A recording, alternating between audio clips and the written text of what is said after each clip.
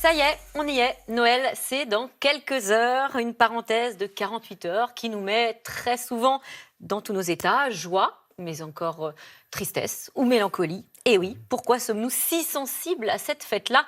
Notre invité ce soir va nous éclairer. Bonsoir Stéphane Flocari. Bonsoir. Vous êtes agrégé de philosophie, professeur d'un lycée en région parisienne. Vous êtes le grand spécialiste des fêtes de fin d'année puisque vous êtes l'auteur de 2 ouvrages remarqués, Nietzsche et le Nouvel An. Et surtout, Survivre à Noël, c'est aux éditions Encre Marine. Survivre, c'est pas un peu fort ça comme mot, Stéphane Flocari? Écoutez, c'est vrai que c'est le titre qui m'est venu. C'est une de mes filles d'ailleurs qui me l'a inspiré au terme de mon travail. Je me suis rendu compte que je pouvais plus dire ce que dit Charles Dickens. Vous savez, Charles Dickens dit « Noël a toujours été pour moi la meilleure période de ma vie ». Moi, je crois qu'elle a longtemps été la meilleure période de ma vie, mais que comme tout le monde, j'ai été gagné par une sorte de spleen de Noël, par une sorte de blues avant, pendant, après. Et je me suis un peu interrogé sur ce drame intérieur, ce petit drame intérieur que tout le monde porte au moment des fêtes de fin d'année, qui consiste à se demander comment ça va se passer cette année, avec qui je serai, qu'est-ce que je ferai, quels seront les cadeaux que j'aurai ou que j'offrirai. Et je me suis dit qu'il y avait sous ce drame un mystère, et que ce mystère était peut-être pas entièrement soluble dans le business et dans les fêtes de famille, et qu'il y avait là un objet sur lequel réfléchir. Vous commencez votre livre par cette formule d'un sociologue: on n'est jamais tout à fait libre de ne pas participer à une fête. Ça veut dire quoi? Ça veut dire que finalement, on n'a pas vraiment le choix? Ça veut dire que Noël, c'est la fête la plus fédératrice, c'est la fête la plus mobilisatrice. C'est celle qui dissuade quiconque d'essayer d'y échapper, tout simplement parce que c'est la fête de nos liens. Ça n'est pas une fête de famille parmi d'autres, c'est pas une fête qui s'inscrirait dans le reste des fêtes de l'année, c'est une fête de la famille. Donc c'est une fête dans laquelle la famille est à l'épreuve. Et chacun se trouve mis à l'épreuve dans ses liens avec sa propre famille. Et pourquoi c'est si douloureux alors pour beaucoup d'entre nous? Pourquoi c'est si douloureux? C'est difficile à dire, ça ne l'est pas pour tout le monde, et ça ne l'est pas non plus à toutes les périodes de notre vie. Je pense que c'est une sorte de baromètre ou de thermomètre de notre bien-être, de notre mal-être pendant l'année. Je pense que la manière dont on aborde Noël, dans la manière dont on vit Noël, est un bon critère pour estimer comment on a traversé l'année qui vient de se terminer. D'ailleurs, vous parlez de l'année, c'est vrai que c'est aussi une des rares fêtes qu'on anticipe énormément. Vous parlez carrément de tractation diplomatique, une guerre des nerfs et des agendas. C'est une guerre qui commence pour les nerfs vers le début du mois de novembre. Je pense que début, mi-novembre, tout le monde voit apparaître dans sa commune, dans son village, les premières décorations de Noël. Ça se retrouve dans les vitrines, ça se retrouve dans les grands magasins. Il y a une hyper-stimulation marchande, commerciale, qui se fait partout, qui agace d'ailleurs parfois. Et à partir du moment où les jours se mettent vraiment à décliner, on se rend compte qu'on est enveloppé par quelque chose qui est une sorte de nuit. Moi, ce qui m'a frappé dans Noël, c'est la première partie de mon livre, c'est qu'on accède à Noël par un enveloppement par la nuit, et finalement les jours se réduisent, et puis on arrive jusqu'à ce soir de Noël, où on se retrouve autour d'une bûche dans un foyer.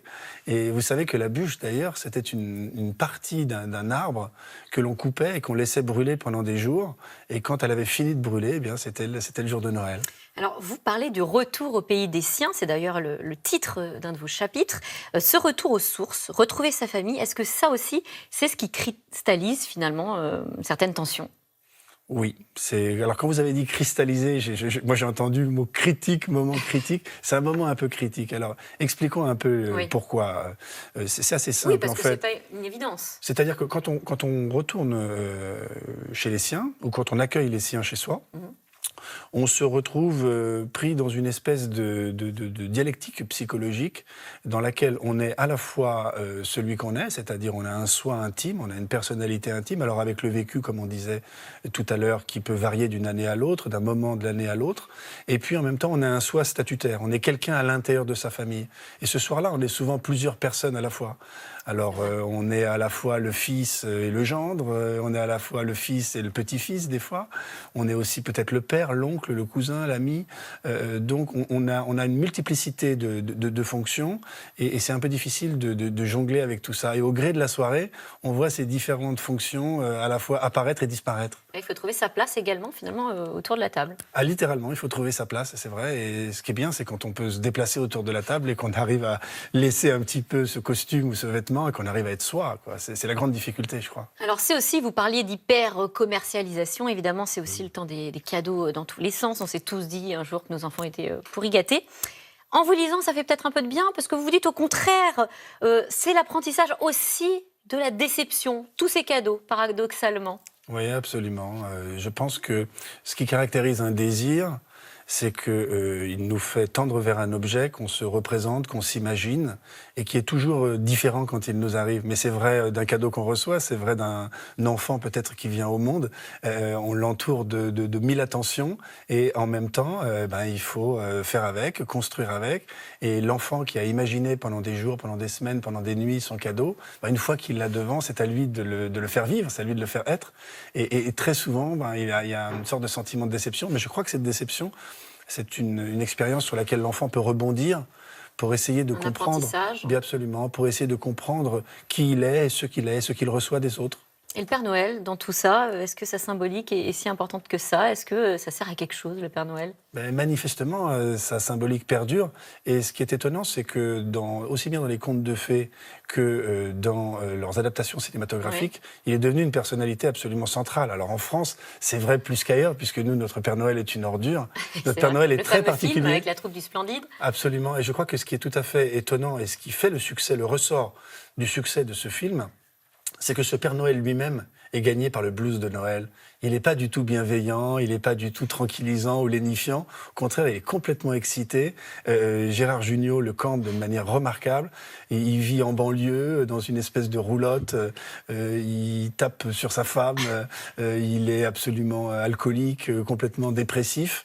Et il arrive dans cette non-fête de famille qu'est cette réunion chez SOS Amitié, où loin de calmer les esprits, au contraire, il sème une espèce de zizanie. Donc le film a une noirceur, le film a une dureté qui touche, je crois, tout le monde.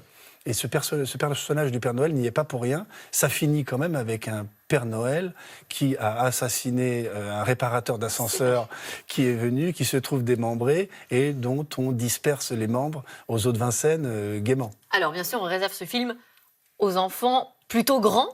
Pour les vrais petits-enfants, est-ce que cette image du Père Noël, qu'on peut retrouver aussi dans des dessins animés ou dans des contes également de Noël, c'est toujours cette image, je ne sais pas, du grand-père ou du magicien ou d'une sorte de divinité? Vous savez, ce Père Noël, ils n'ont même pas besoin d'atteindre l'âge de voir le film pour comprendre qu'il faut le déconstruire.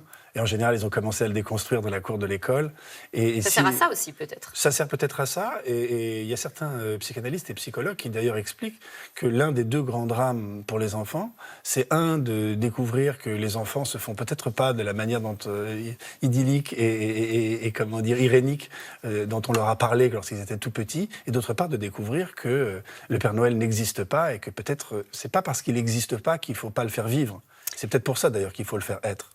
La source d'inspiration de ces fêtes de Noël, vous parliez du cinéma, il y a la littérature. Vous avez évoqué Charles Dickens, qui a posé les bases du conte de Noël. C'est quoi les ressorts de ce conte-là ? Alors, les ressorts du conte de Noël, c'est pourquoi vous évoquiez tout à l'heure la question de la survie, cette question-là qui émerge. C'est-à-dire qu'en fait, les personnages qui sont dans les contes de Noël sont souvent des personnages qui soit sont abandonnés, soit sont délaissés, soit se retrouvent face à une grande épreuve. Au cinéma, je crois que l'un des plus beaux films de Noël, qui est en même temps un film sur Pâques, parce que c'est le film d'une résurrection aussi, c'est Wonderful Life de Capra, dans lequel James Stewart incarne un personnage qui va être au bord du suicide et qu'un ange vient sauver. Et il me semble qu'à Noël, tout le monde ressent peut-être le besoin que quelqu'un lui vienne de près ou de loin, au secours et au chevet. Et je pense que tous les états, tous les émois qu'on peut éprouver, qui sont contradictoires, qui sont multiples, eh bien ce soir-là particulièrement peuvent converger. Alors pour ceux qui fêtent Noël ce soir ou demain d'ailleurs, quels conseils donneriez-vous pour que ça se passe bien ? Est-ce qu'il y a une sorte de plans d'action qu'on peut avoir? Alors, je n'ai pas de méthode. On me pose souvent cette question parce que j'ai travaillé effectivement sur Noël. Moi, je crois que pour aller tranquillement à une fête de Noël, il faut être soi. Il faut accepter de peut-être pas réussir complètement la fête.